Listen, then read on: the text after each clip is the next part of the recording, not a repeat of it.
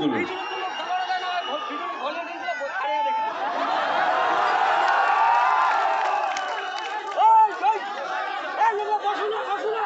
হয়ে গেছে, এদিকটা হয়ে গেছে তো, চলুন আপনারা তুলুন।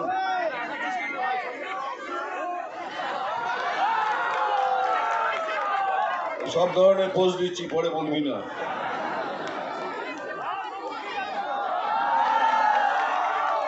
হয়ে গেছে তোমাদের, তোরা হয়ে গেছে।